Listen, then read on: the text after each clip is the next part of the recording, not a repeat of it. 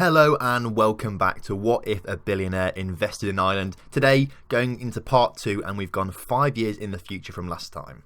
Before we jump into today's video though, make sure you do drop a like on the video if you're enjoying the series and subscribe to the channel for more experiments just like this and plenty of Let's Play stuff as well. So let's get into this then. And since last time there's been a lot of feedback, mostly about how I'm pronouncing things, which I do apologise for. However, I've done this experiment in other countries, the Netherlands, Poland, Serbia, typically relatively complicated names to pronounce of these teams and things like that. But apparently I'm getting all these Irish ones wrong, which I thought were fairly simple, but apparently not. So we'll go to the Irish Premier Division and we'll have a little look and just talk about these things a little quickly. Thankfully, Gavin McGuinness has left a nice comment. A lot of you left comments explaining things, but Gavin McGuinness left a nice little list of things. So he's told me that there's a few things that I'm pronouncing wrong.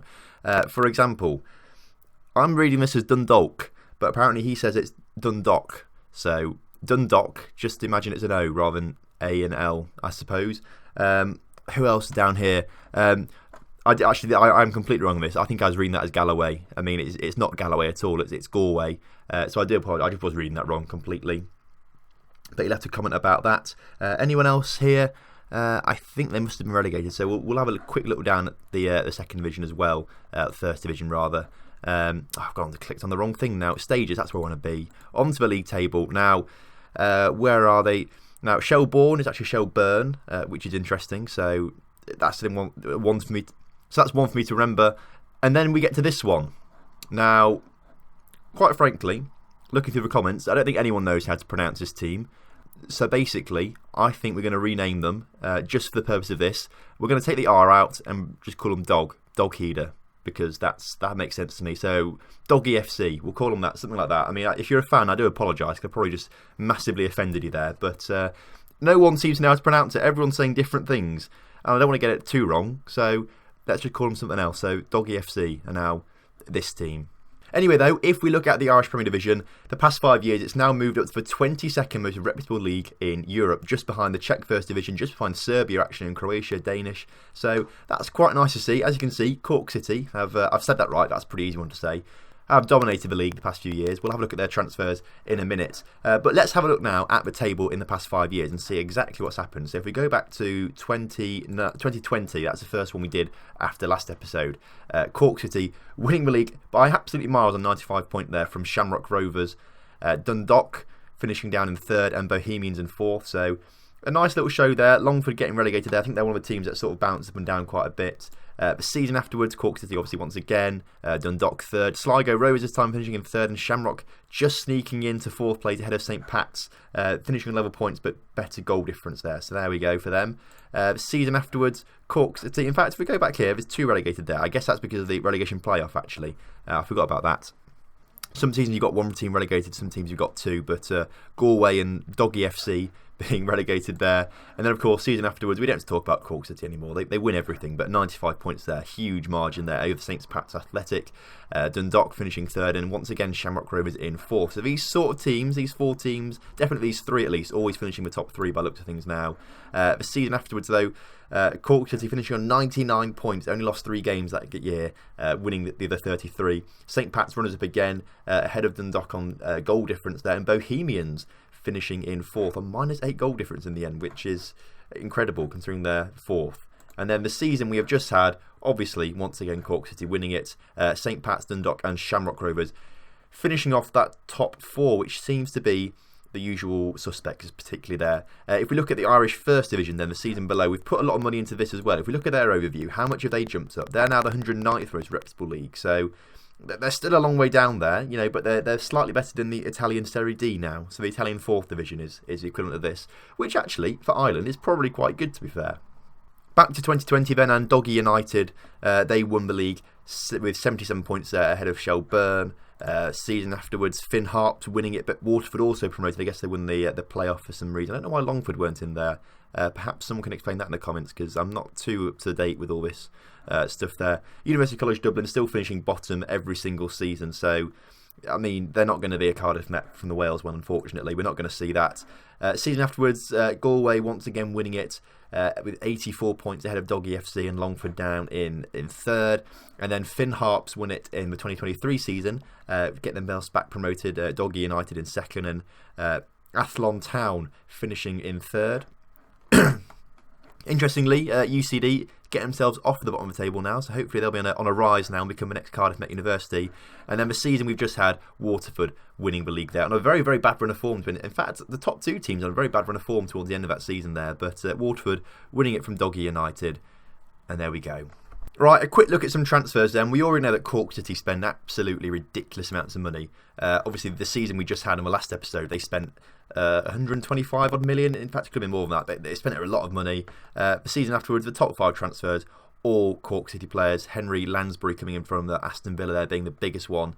A few players leaving to go to other Irish teams there, but no one else particularly bringing players in from other countries. Only Aidan White from Oxford to Dundalk is coming in there, nearly 300,000.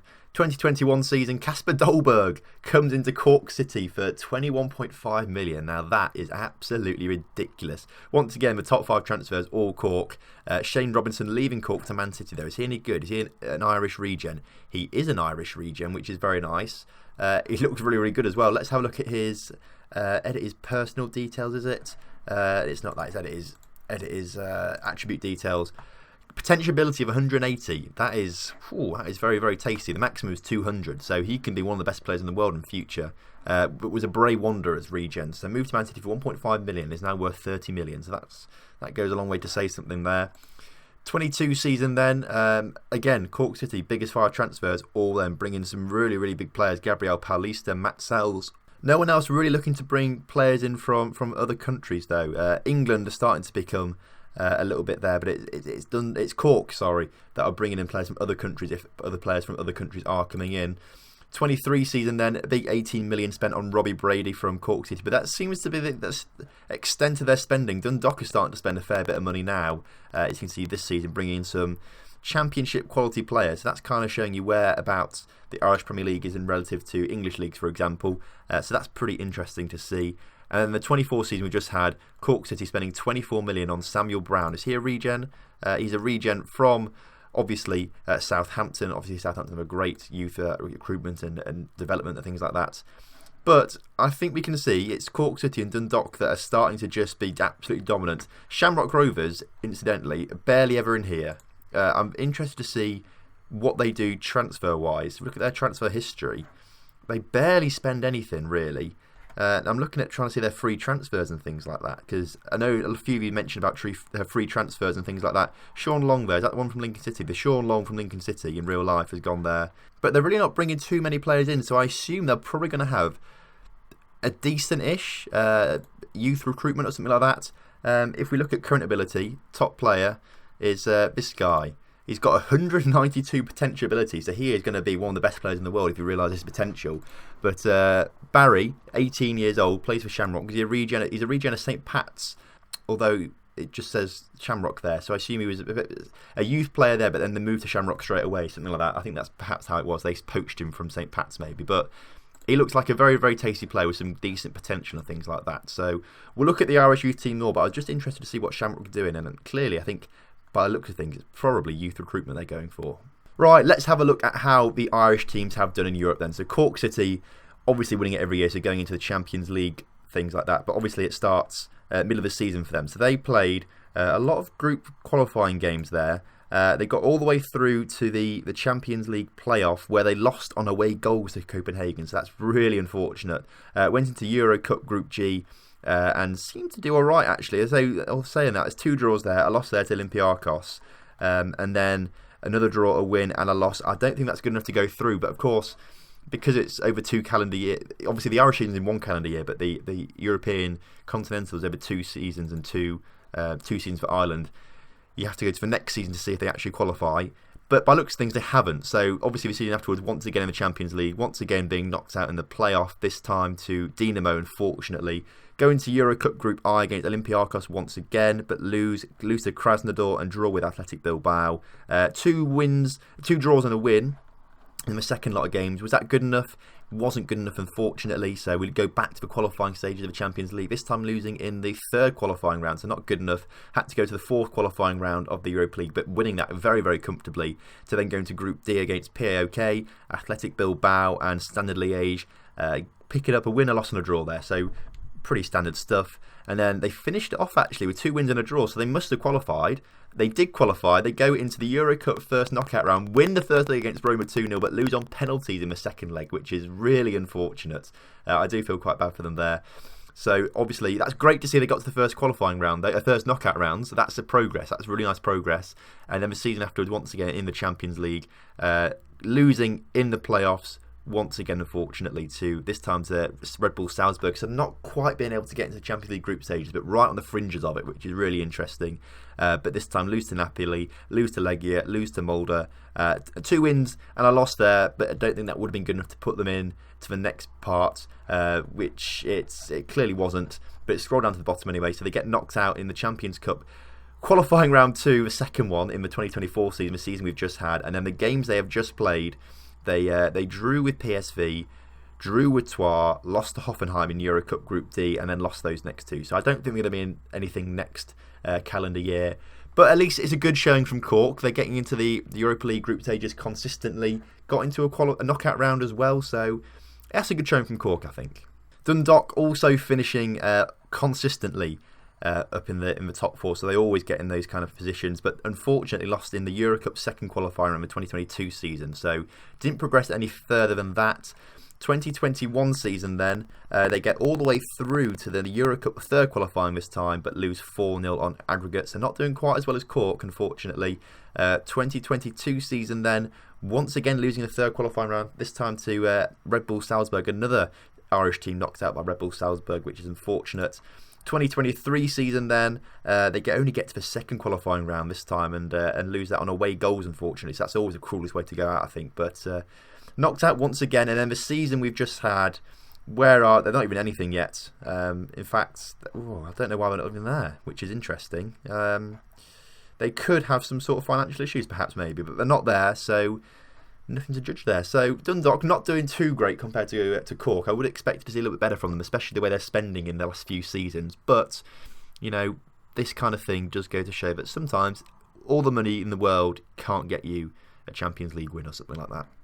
St Pat's Athletic then, St Patrick's, back in the 2022 or 2020 season rather, weren't in any European competitions there, which is interesting. 2021 though, again, not in anything there, which is interesting. I wonder if they had some real bad financial issues or something like that. The season afterwards, once again, not there. 2023, finally in it. So I guess they got over their issues there for some reason. They got all the way through to the fourth qualifying round before. They won on away goals against Augsburg there, so finally a team winning on away goals there to get them into the group stages of the Europa League. Beat some decent teams on the way there as well, but lost to SK Rapid Wien, a 1-1 draw with FC Steaua Bucharest, and a 2-0 loss to Shakhtar, followed up with a draw and 2 more losses. Meant they didn't progress any further, unfortunately. And then the season we've just had, they're once again in the Europa League, but lose to Stoke in the Euro Cup third qualifying round, 4-1 on aggregate. So another team in the group stages there, but it's not quite as much progress as I would have thought I'd seen. Obviously, at this point, I think in the Welsh save, I think Cardiff Met University could have actually been in the Europa League semi-finals by this point. So there's a bit of an interesting comparison for you, and especially as the Welsh League started a lot lower down as well. So there's something to ponder on there. Shamrock Rovers also featured quite a bit in the European competitions, but lose to Cluj there in the Euro Cup second qualifier in the 2020 season. 2021 now, looking down here, it's not looking good, is it? Lots of reds. They actually win that on penalties there in the second qualifying round, but then lose to Ludogorets in the third qualifying round.